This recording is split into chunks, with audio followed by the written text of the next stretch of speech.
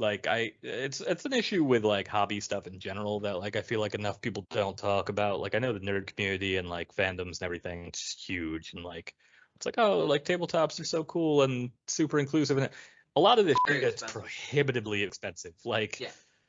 I mean, that is just absurd, you know? Like that's one of the cool things about like D&D in general is like, yeah, their books are way too expensive, but really honestly, you can play D&D completely for free. Yeah. If you know what you're doing, you could just like play. Yeah. They do put out like a 6-page presser of like, here's all the rules you absolutely need to know. Exactly. It's like, so if you want to, you can 100% play D&D and spend no money on it. You know, the website we use, Roll20, as much as we bitch about it, is a lifesaver. Hey, Roll20, eat my whole hole. Your service sucks. Roll20, you fucking suck and you know it. God. I have used your service for 8 years, and it just keeps getting worse. Like how Chris is like, yeah, even Roll20 for as much as we can play about, it's pretty good. And Jay's like, I fucking hate everyone here. Eat my entire ass. I understand the sentiment, but it is without a doubt the best free way to play D&D out there at the moment. But that's no excuse for it is. No, I understand that it sucks, and I'm not disputing that it sucks. I'm saying as much as we bitch about it, and we have every right to, because it sucks, it's garbage, it's dog, it's the absolute best service. I pay them money to complain about them every month, but you can be on there for free, so. Blows. The service blows. You, Roll20. We are 5 years past me praising you. Yes, it was at one time, maybe in 2016, 2017, 2018, I'm like, holy shit, it's still so cool, even with the stuff that doesn't work on this website, that I can play D&D online with friends and have miniatures and everything else. No, we're past that point now. You, fix your shit, because all you're doing is further breaking it. You. Pretty impressive how you can break an entire service just by introducing dark mode.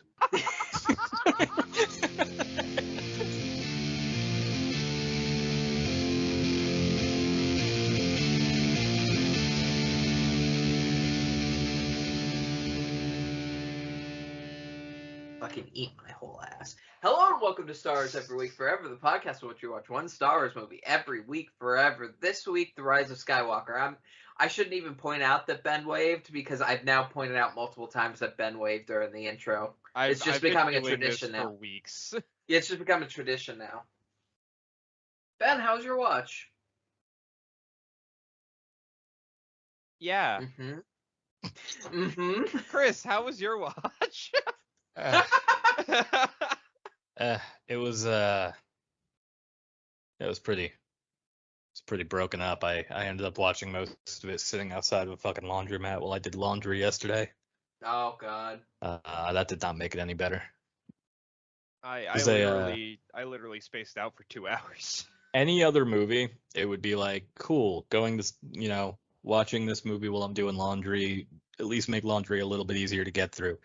No, this made laundry harder to get through. This made it worse that I had to fucking watch Rise of Skywalker sitting in my goddamn car. Jay. Yeah. How you doing, buddy? How was your Star Wars this week? Yeah. I mean, I feel that. I listened to the audio commentary, and we are so good at audio commentaries that during the moment where Rey brings Kylo back to life, I was just yelling mercilessly at the viewer, "Big sexy! Big sexy Kevin Nash! Big sexy!" So obviously, our company is like peak company and made the watch better. That's content, baby. Also, at one point, Ben, when we were talking about like how length should be factored into the enjoyability of a Star Wars watch, just randomly says very loudly, "I prefer girth." It's true. Yeah. So that's it's a thing. It's a thing that was said. It's a bad movie. I don't know what our audience thought of the live commentaries, but oh boy, are they mixed in terms of like how much we actually talk about the movies. I mean, to be fair, if anyone's coming to this podcast looking for content revolving around the movies, why are you here? The thing that's on the, that's on the tin. The thing we've famously been doing, talking about the movies nonstop. It's on the tin though, so you can't Yeah, we can. There's no rules here. It's the internet, Jay.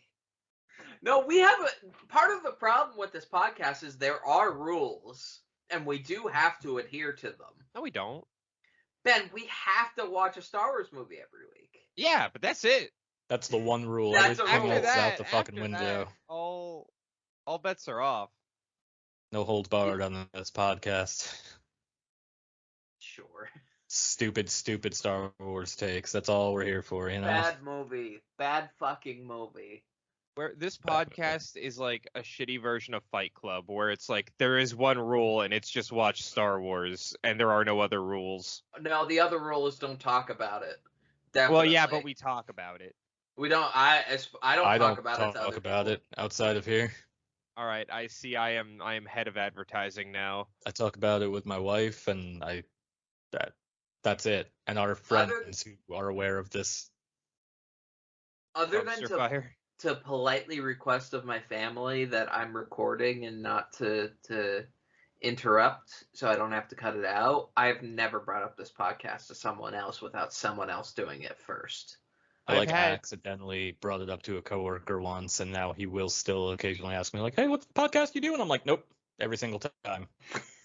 I have family randomly ask me. On 3 separate occasions I've had family randomly ask me, like, what's that podcast you do again? I was talking to somebody and it came up. I'm like, how does this absolute insane idea come up this frequently in my family's conversation?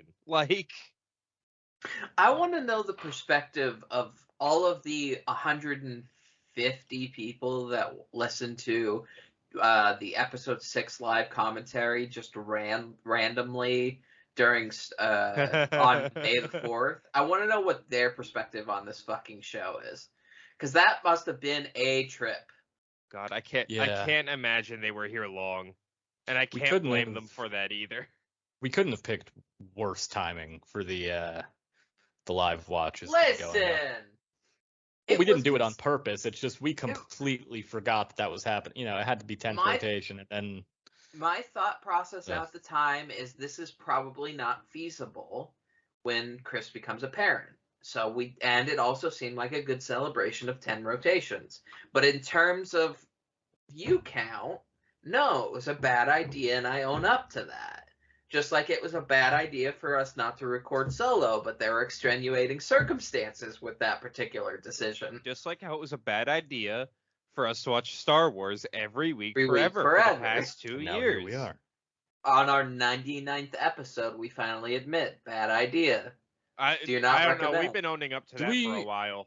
Do we finally just admit on the 99th episode that we've given up on even remotely trying to talk about the movie that we're on that week? I think it's more about the experience of us having had to have watched that fucking movie and then just talking about Star Wars in general. Well, I mean, that's obviously the appeal of the show is all right, you watch Star Wars every week forever. How do you talk about your experience?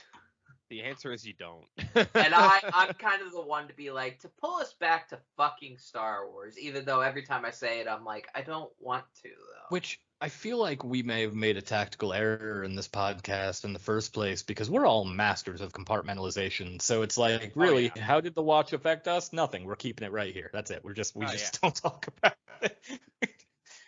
Talk about the mental anguish we're going through on the inside having to watch Star Wars every single fucking week. I don't know. It feels like every time we sit down, a little bit of that compartmentalization comes out on the show.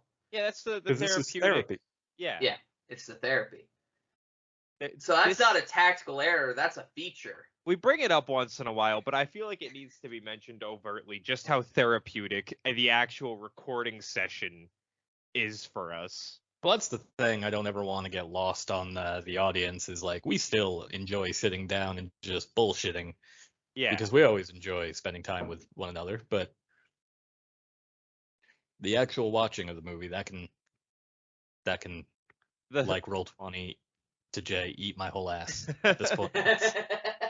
the pain of content creation for us comes from legit just having to watch the movies. Everything else is The well, I pain can't of speak for content Jay creation. doing or content create. My brain. No, Ben, Yeah. you didn't fuck anything up. It was Okay, just I a thought- very Oh, yeah, funny it was thing that. to We- say. It was a very good episode title. Yeah, that's what I'm doing right now. But oh fuck. like that's the hard part. Like the rest of this, I mean, I can't speak for Jay on editing, but like once in a while Jay'll ask me to help out with editing, and I love it. Yeah, this rotation, I've needed help. I've got some upper back neck stuff going on, so editing has been a little harder than usual. So Ben's edited 3 episodes this rotation, including whether the episode before this or this. One of them Ben will do. Ben had a point, and it was entirely lost in the, I did? the void there. Yeah, you did. Oh God, that's probably for the best. So this is a movie that was put out there in the year of our 2019 in December Mm-hmm. for some reason. For some reason, Somebody this is a save movie me. I'm that drowning was here. indeed created. I'm drowning here. Somebody I mean, grab my hand, look, please. it was a shitty movie that preceded a shitty year, and honestly, it all makes a lot of sense. I don't know. Can we blame somehow The Rise of Skywalker for COVID? Do I think we can spin that? I mean, hey, if you want to, you want to get real technical, I knew a few people, and I'm pretty convinced I was one of them that had COVID like November, December-ish. There's an argument to be made that was potentially one of the big first super spreader events. Was a new Skywalker movie. Rise of Skywalker in December 2019, the first super spreader event. One of my favorite lines in the history of the podcast came from this live commentary. Oh no. And it was just Chris saying, "I'm not allowed to hate anyone," while trying to wrap his head around the Jedi code. No one, not a single person. I'm not allowed to hate anyone. God. Yeah, It's one of my favorite quotes. That is, I am going to live in fear of that getting clipped randomly and just. Yeah. There's way worse things people could clip. Oh, I know, but that's definitely on the list. It's not on the list. I wouldn't even consider that on the list. I mean, look, it's just legitimately why I could not be a Jedi under any circumstances. You tell me there's not a single person on this planet I'm allowed to hate? Absolutely not. And even in Star Wars, it's worse. It's a galaxy. There's a whole galaxy, and you expect me to not hate any single motherfucker? Are you kidding me? Also, yeah, I wanna dive into this. So like, no, you're Fred. telling me that for like a trillion bajillion years or whatever, these fucking space cultists were running around. Absolutely not one of those motherfuckers felt a goddamn thing until Anakin showed up and it was just like, I love my wife. Like, fuck you. I mean, we know based on Clone Wars, Obi-Wan was also in love. Obi-Wan also probably has a kid. I feel like that doesn't get talked about enough. It's not so much that they didn't feel it, it's that they were resisting the feelings. They were compartmentalizing. But you're telling me every single one of those motherfuckers was that good at fucking breaking down their emotions? I don't even think Star Wars is saying that. Yeah, I mean, it's a fair point. A lot of people have made the point in Revenge of the Sith that by Revenge of the Sith, the Jedi Order no longer deserved to continue. Right. Doesn't make what Palpatine did right, obviously. No. But they did not, there's been a million fan theories. Like, I just saw a YouTube video the other day with someone like, what if the Jedi had survived Order 66 or whatever, and like a bunch of them had actually survived and risen up and defeated. Well, at that Anakin point, and the they'd Emperor be the Empire. Yeah, and one of the top comments on that video was literally just like, no, the Jedi Order didn't deserve to survive Order 66, and in defeating Palpatine and Anakin, they would have only tightened down harder on their ideals, and it would have gotten a million times worse. If you look at the trajectory of the Jedi Order in Revenge of the Sith, it became very clear that the Jedi were now gunning to rule the Republic. I mean, That Mace was Windu, not a Palpatine lie.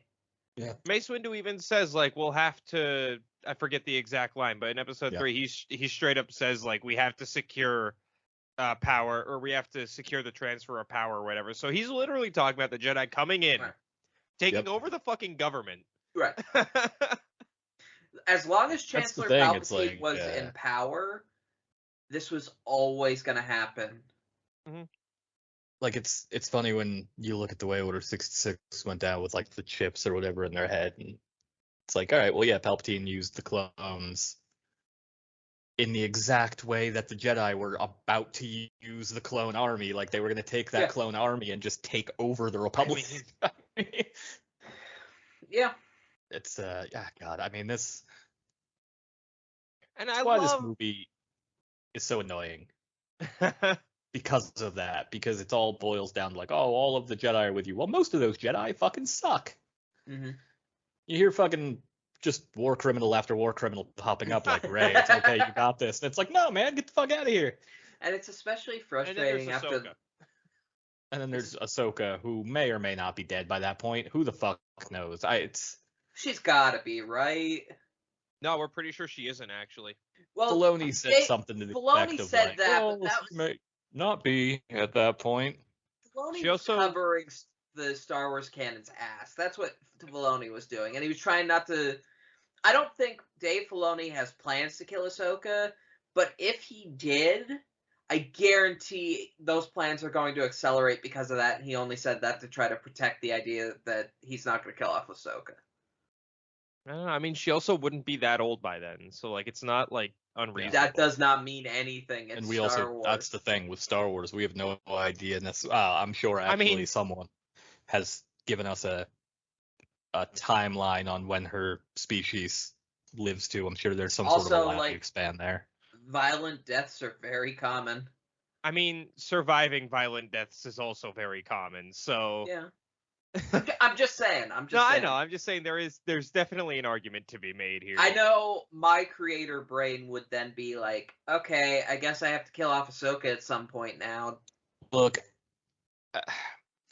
Star Wars has to do something very quickly to explain why, by the sequel trilogy, all of the very, very alive Jedi that we know are out there are not around for the sequel trilogy. Because I understand the OT, you can make that argument like, oh, they're in hiding, Obi-Wan is showing that us that a little bit, but by the sequel trilogy, the Empire is gone. They are trying to rebuild. Why the fuck? I feel like you're not accounting for the fact that the sequel trilogy is 50 years after the fall of the Jedi Order. Yeah. Right. Yeah.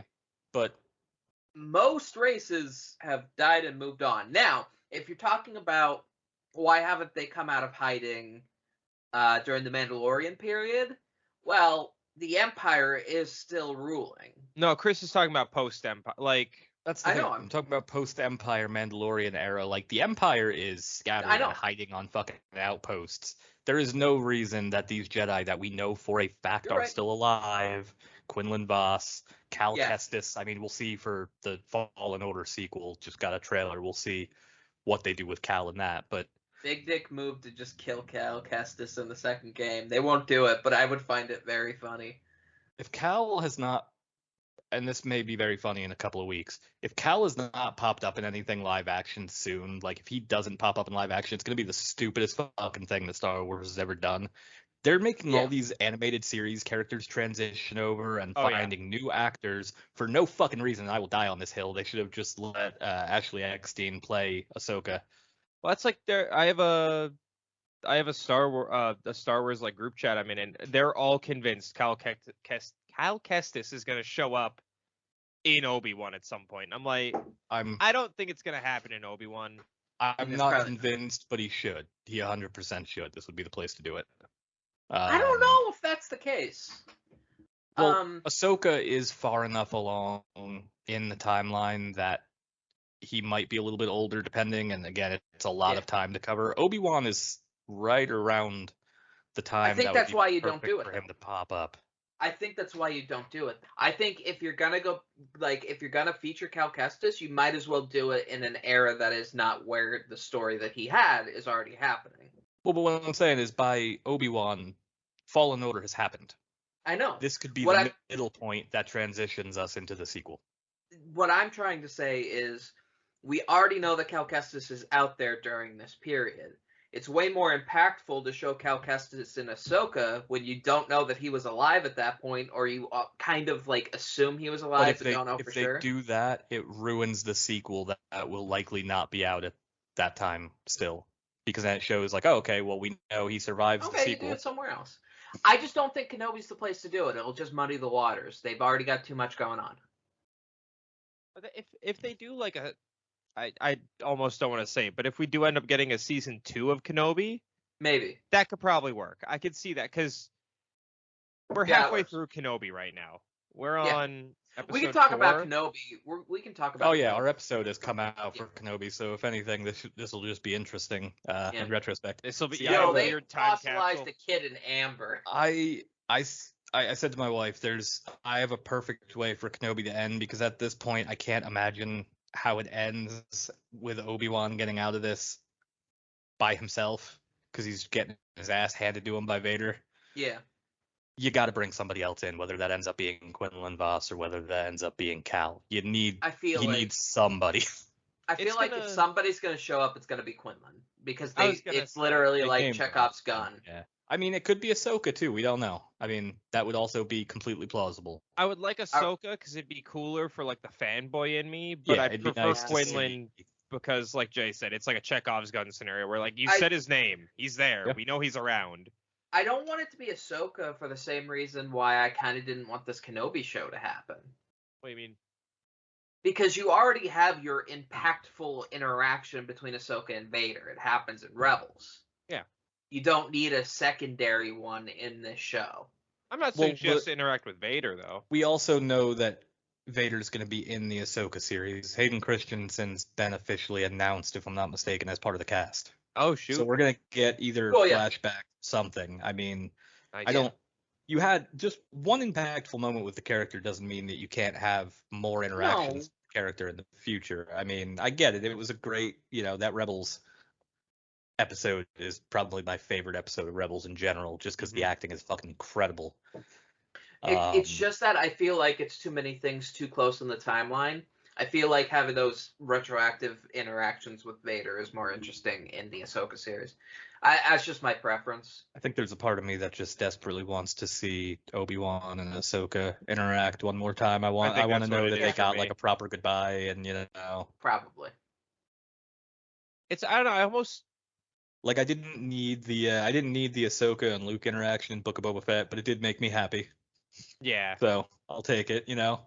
I almost like it for and this is, you could tell this is my my D&D backstory writer brain going. I almost like more the idea that they never got a proper like just for that, like, it's properly sad, that character trauma, I do enjoy sad. That's why I'm excited to see Quinlan Vos back. I do enjoy sad.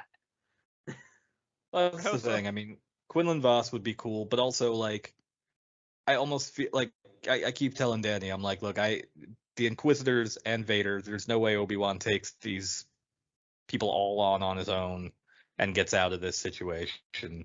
This is you almost need 2 more fucking Jedi to pop up. And I don't know who they'll be, but you almost need 2 more Jedi to pop up.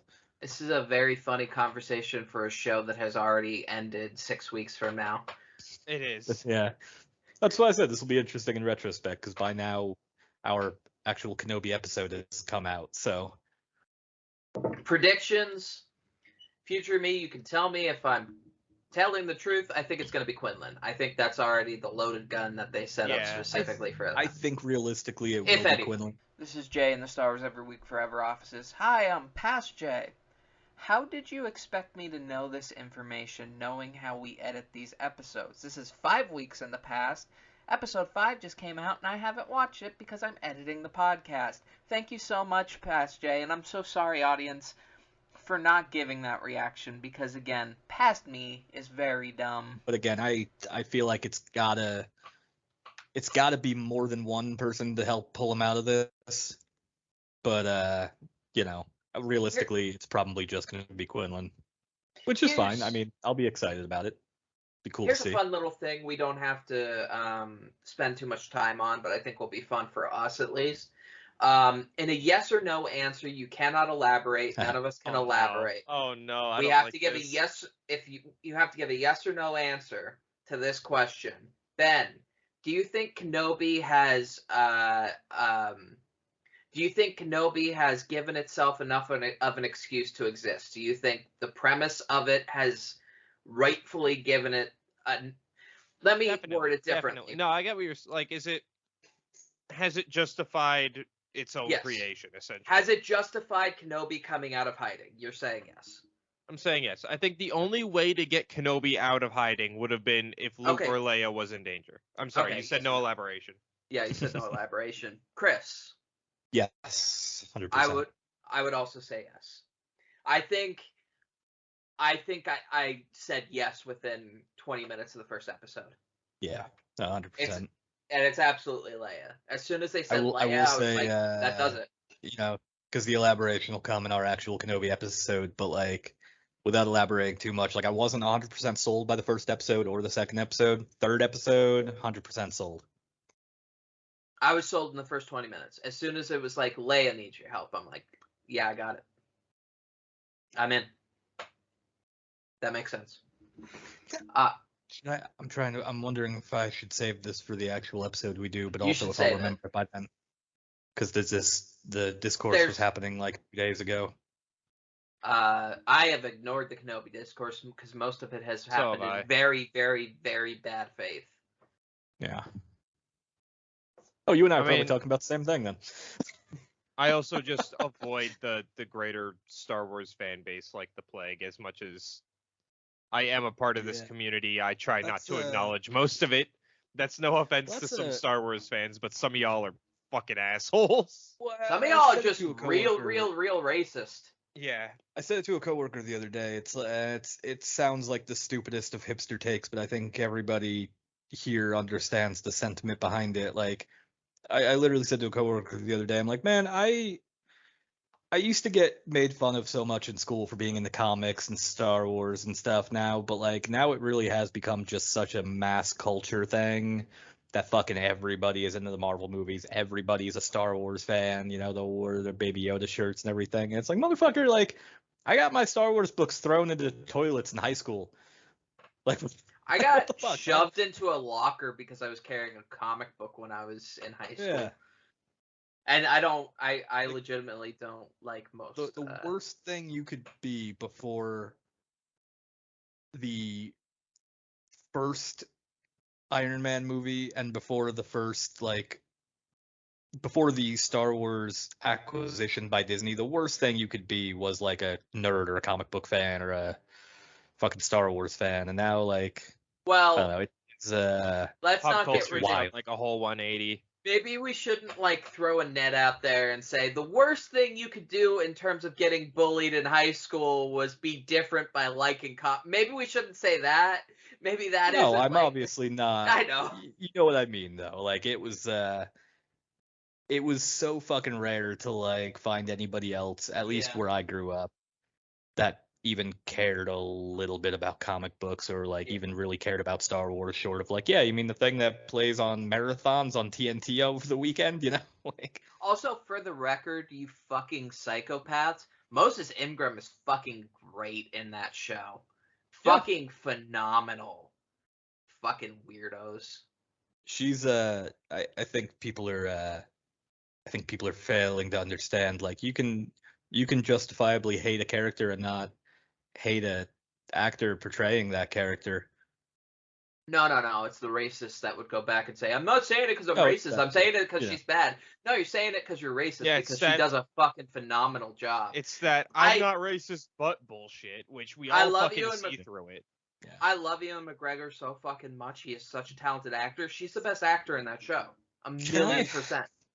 Like, it's cool to see that the Star Wars Twitter account tweeted this out to defend this actress, but where was this energy for Kelly Marie everybody Tran else? and Where was this energy for Kelly Marie Tran? Where was this energy, Disney, when you were editing John Boyega off of movie posters? It just sucks because it's like, look, I wanna both acknowledge that it's a good thing that they, you know, have shown support for this actress, but while not being able to forgive them for never apologizing for, you know, removing characters off of movie posters for other countries. You know, or remembering Kelly Marie Tran lead, being, or you want to make sure they're still held accountable for their fuck ups, because let's be honest, those were some pretty big fuck ups they had. It was an empty gesture. Well, I mean, removing John Boyega from movie posters was a calculated and intentional decision. That's not a fuck up. That's You're right. You did this on purpose, to feed into some bullshit. There was malicious intent there, without a doubt. So we're all in a very specific mood right now. Very specific mood tonight. And we haven't really talked about the movie this week. Yeah, so let's keep up the good work. Let's keep up the good work. Right now, rapid fire, everything we fucking hate about this movie. Let's hit it. Let's hit it right now. Let's hit the ground. Palpatine has returned. Palpatine has returned somehow. Palpatine has returned. Planet-killing Star Destroyers. I hate how fucking Kylo Ren all of a sudden has like this fucking face turn that makes no goddamn sense. He's just randomly at the beginning of the movie just like, yeah, I'm gonna become good over the course of this movie, despite the fact that I slaughtered my own squad at one point in this movie, having a fake fight with my not girlfriend. I hate that he's already acting like that before we reach the point. I have decided that I hate the concept of the fucking duel that Rey and Kylo have. Because it's a duel built around Rey on Kijimi? No. That's a cool concept. The actual fucking long duel that I have praised the idea of, where it's like Rey's falling to the dark side, so she's on the attack. Kylo is on the defense. No, fuck this shit. I now hate that whole fucking thing because it assumes that Kylo is for some reason pure, like, light, becoming to the light at that point. No, the only reason why he comes to the light is because he feels his mom die, which happens after that. It's bullshit. All of it is bullshit, because 10 minutes earlier, he killed all of his fucking troops. Can I just say, not enough of a reason to just suddenly forgive a character and be like, oh, he's a good guy now because his mom died and he's sad. Turned out great, yeah. His ghost dad talked to him or something. They fly now. They fly now. What they did was they got to the end of the character arc without putting any of the actual character work into it. Can we please talk about once and for all, what the fuck is Harrison Ford in this movie? Is he a force projection by Leia? Is he supposed to be a hallucination by Kylo? I think he's supposed to be. If he's just a projection of Leia, that's disingenuous and manipulative and fucked up. Yeah. Yeah. Well, and normally I'd say, like, we don't know, but, like, literally the next shot, Palpatine says the Princess of Alderaan has derailed my plans for the last. So it's like, okay, yeah, that was just Leia gaslighting her kid. Which, I mean, truly, I think shows that she finally did truly become a Jedi. Here's a fun, interesting, cool, kid, you know. Now she's a Jedi. She gaslit that kid throughout his entire childhood. Yeah. She just had to get one more in before she fucking left and became a fucking Christ. This movie ruined everything. Every character. Here's a fun, interesting, cool, and awesome question. So Leia's dying, right? It's not. Yeah. Sure. But she holds on. She holds on with dear life to give Kylo, or to give her son, a vision of his father. Why couldn't she just come to him herself? Because why did she specifically choose that she had to bring an essence of Han out from the dead to send to Kylo? You're not gonna like my answer, Jay, but the answer is gonna be toxic masculinity, because boys only look up to their fathers and not their mothers is going to be the answer I give. I blame the director for that. Yeah. And, you know, the remorseful, oh, I killed him, so he's the person that comes back, and it's like, no, it's okay, I forgive you. Even though it's not really him fucking saying it, it's a fucking force projection by Leia. I feel like we don't talk about this enough. Leia putting words into the mouths of the dead. Like, the dead speak. The dead Like, speak. Holy shit. And based on how shit a father Han Solo was, like, well, because like there is kind of I hate to even look like I'm half-heartedly quote unquote defending this, but there is like even in The Force Awakens, he says like, oh, you look up when he's talking to Rey, he's like, oh, you look up to Han as a father, you'd be disappointed. Like he does not like Han, so that's Leia trying to break down those barriers. I hate Kylo Ren as a character, but it's a pretty good line. It is. It's a pretty good line. Not to give any of these movies credit, but that's a pretty good line. I'm almost very forgiving of Kylo right now, ever since we found out that they lied to him his entire fucking life. Yeah, but like it'd be nice if that had been brought up in the movie. Yeah. You know, like that would have made him a more justifiable villain. So much of the modern continuity is just like, here's what's happening, and there's no explanation, because all the explanation is in background material that only nerds like me are gonna fucking pay attention to. Like, I'm pretty sure I've talked about this on the show before, but like, as much as the Marvel movies are so oversaturated, Marvel does still do a pretty good job of making good villains in that you don't agree with them, they're not justifiable, but you understand why they're doing what they're doing. Those are generally my favorite types of villains. I would say that about 1/6 of the movies you just described in the Marvel Cinematic Universe has that. Like 1/6 of the Marvel Cinematic Universe movies has that, because the other 5/6 have some really underwhelming, like, paper mache villains. I mean, I don't know, I'd say most of them.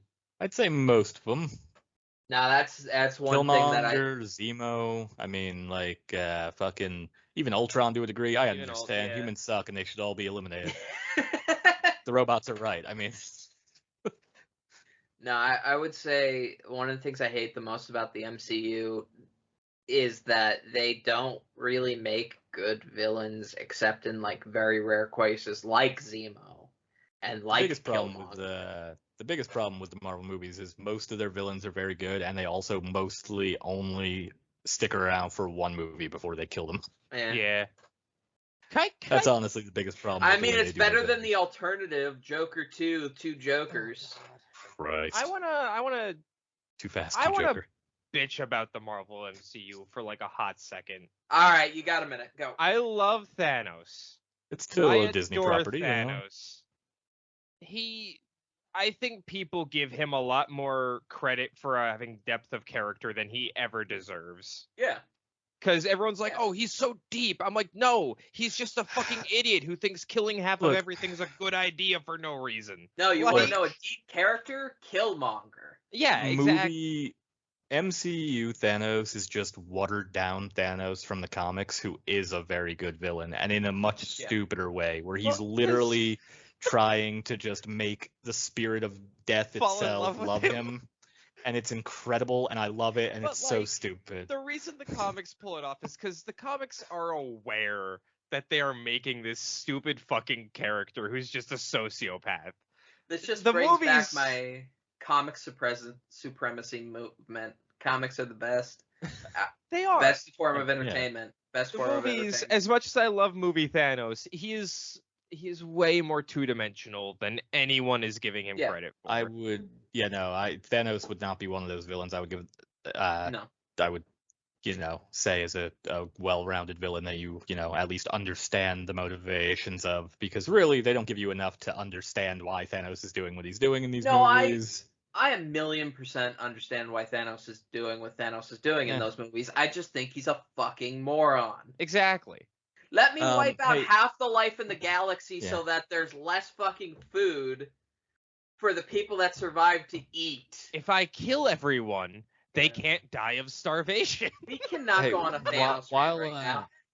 While we're briefly bitching about the MCU, I just need to leave this here because it's been bugging me for months, and I have literally nobody else to shout this into the ether with. Because I've said it to my wife 6 times, and she no-sells me every time. Hey Marvel, the MCU is not 616, and stop fucking calling it 616. Yeah, the MCU is Not 616. goddamn 616. I'm What very. the fuck? I'm not gonna get into like the Give it its own powers. designation. I'm not gonna get into like the powers debate here because God, that will be the rest of the episode, and God, we should probably talk about the Rise of Skywalker. It's fine. But the Talk about it for fact a that second. the lead for Miss Marvel came out and like legitimately at the premiere of the show was like, no, Kevin Feige, you cannot keep pretending that the MCU is 616. She is fantastic and needs to be protected at all costs. She is incredible. I will not be watching that show, but I love her. She's a perfect casting. I watched the first episode, and I have little to no interest in that character overall. She's a perfectly fine character. Not for me, though. I enjoyed it immensely. Really fucking dumb that they changed her powers. Really fucking dumb. Oh, I cannot forgive that they changed her powers. That being said, if you were going to make Miss Marvel, perfect fucking casting. Perfect. Yeah, 100%. She's incredible. Okay, so Star Wars. No. So Star Wars. No. We have to. One of these days, we gotta just sit down and record an hour of us just bitching about Marvel and comics in general. That's gonna be whenever we do that other podcast that we keep threatening to do. Threatening to do. Yeah, threatening to do. That's another Jayism. I will produce another podcast, and you are going to like it. Yeah. That is a threat at this point that we would produce another podcast. Talking about. I guarantee nobody is expecting it. Why did we have to bring Palpatine back? Hold on, pause everything. I have a note here Uh-oh. from the live commentary that says we spent about 8 minutes talking about comics again. I feel like that's just a tradition for this movie at this point. That has to be just tradition for this movie at this point.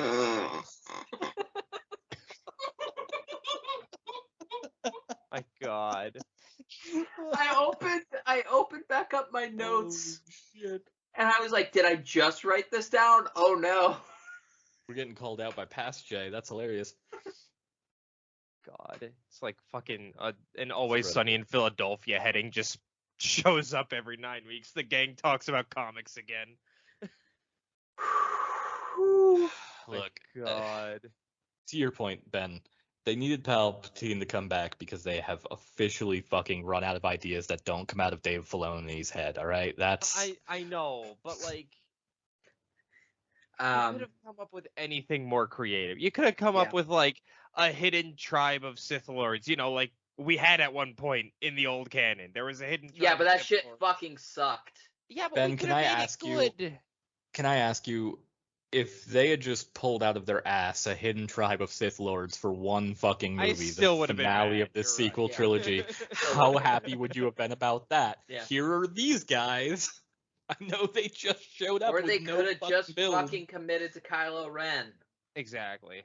That's the optimal one.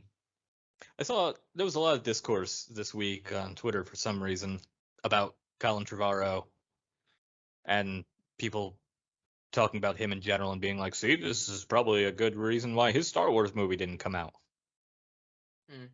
It's like, all right, listen, I don't know much about Colin Trevorrow. I don't know if he's worthy of all of this scorn from Twitter, but I don't know about I read him that personally, script. but I read that script, and it's better than Rise of Skywalker. I don't think it's a hot take. I don't think it's controversial, and I'm pretty confident when I say matter-of-factly that it was better than Rise of Skywalker. Yeah. I mean, also that's not quite a high bar. I don't know anything about him personally. I'm not the biggest fan of him as a director. But this was better than Rise of Skywalker. Well, by the thing I found interesting about the discourse, and back to what we were talking about a little while ago, a lot of it seems to be in bad faith for absolutely no reason at all, a lot of the people who were, kind of piggybacking on this and like, yeah, anyone who wants that movie to be made just hates Rey and hates that she became a Skywalker in this movie, and they just it's like if you read the script, Rey had a much better character arc in Colin Trevorrow's version of this movie. Yeah, and also if this movie randomly made her Luke Skywalker's daughter, I would have been 1,000 times more accepting of that than I would have been of Palpatine. See, here's the thing. You can't have your cake and eat it too. You can't have this Palpatine storyline and then make her a Skywalker. You can't do both at the same time. And it's not because found family is important. You can't retroactively do found family when the other two that have the name are already fucking dead. I mean, that's the other thing that I've been seeing throughout the week with this discourse is people like, it's the same people who post like fan cams all the time, just like pictures of like, oh look, the Skywalkers, and it's a photo of all of them and Rey, and people in the replies just being like, here, I fixed this for you, and it's the photo re-edited with everyone but Rey.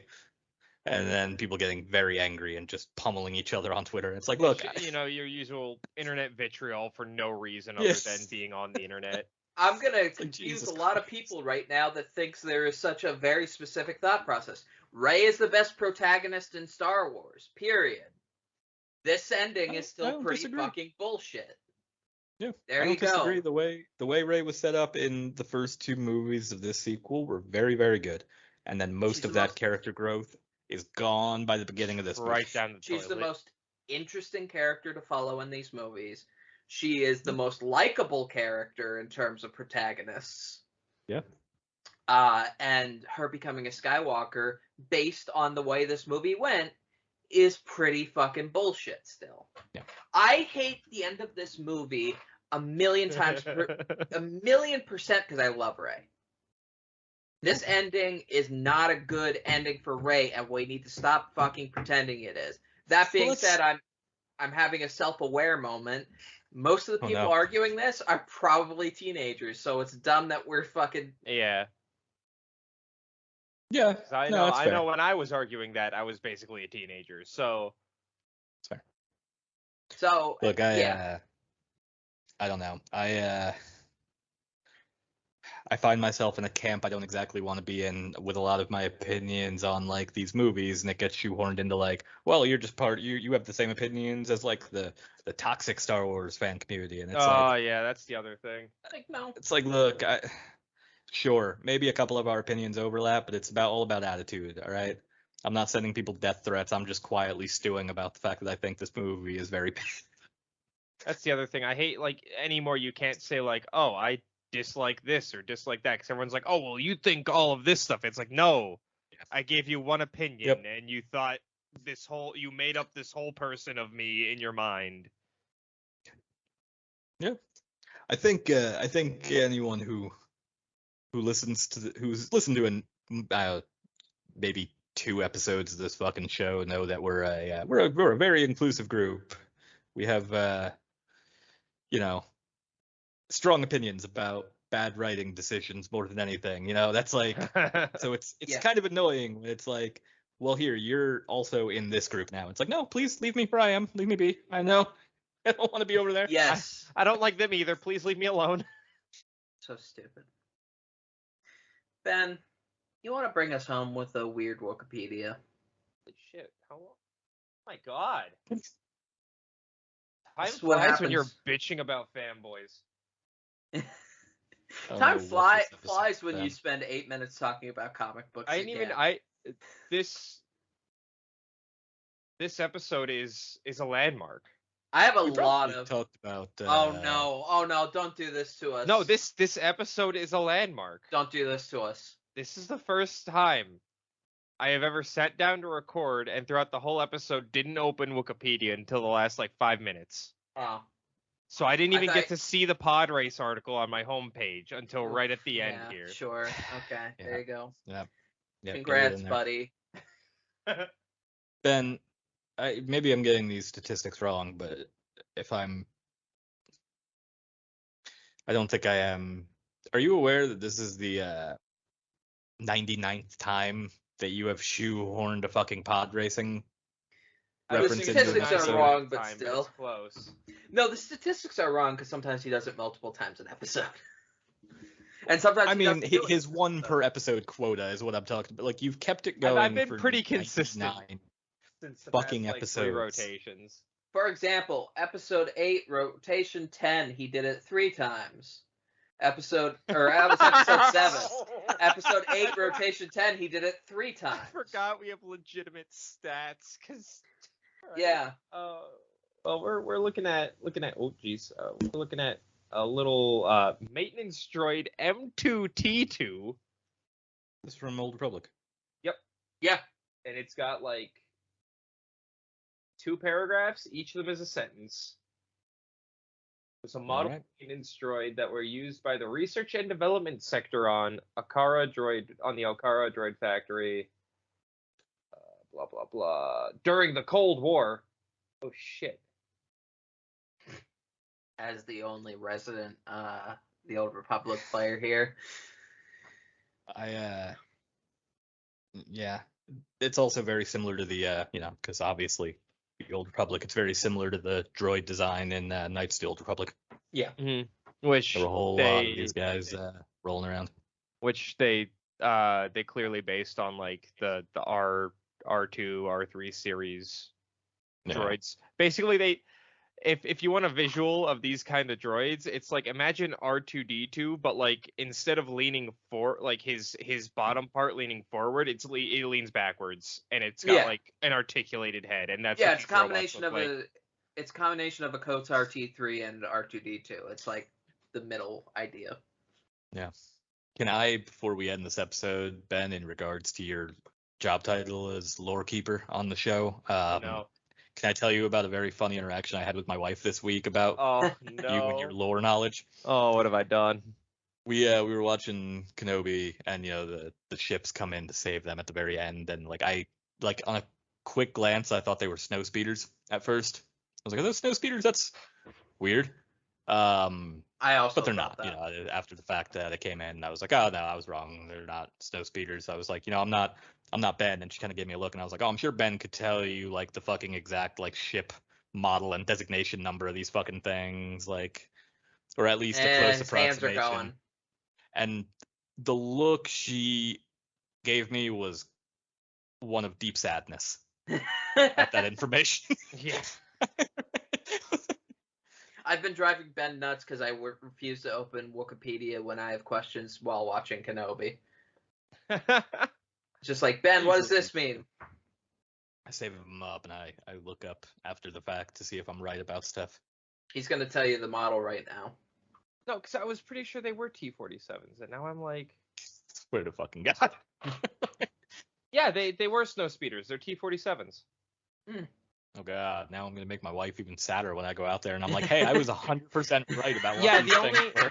The only difference is when they actually got to Hoth, they had to make adjustments to them to acclimate the speeders to the cold. But they were T-47 quote unquote snow speeders. I vaguely remember this lore. It's hilarious. Well, this has been Star Wars Every Week Forever. Thank you so much for listening. Next week, 100 episodes. Get excited. We have something in store for you. We will be doing a thing. We will be doing a thing. Yeah. Get ready for something weird and wacky, and then something else. I don't know. This has been Star Wars Every Week Forever again. We love you all so much. Thank you for putting up with our fucking bullshit. Good night. That is my single favorite descriptor of just our podcast in general. Something weird and wacky, and maybe something else, we'll see. If you enjoyed that episode, why not like and subscribe? Also, share it with a couple friends. Bring them into this hellscape that we've done to ourselves. You can catch brand new episodes every single Wednesday on Spotify, Pandora, YouTube, pretty much every other platform you get your podcasts on. If you'd like to extend the suffering, you can catch us over on twitter.com at SWEWF. We post direct links to brand new episodes every week as soon as we upload them, and you can catch the occasional other dumb Star Wars take, and who wouldn't want that? Catch you guys later.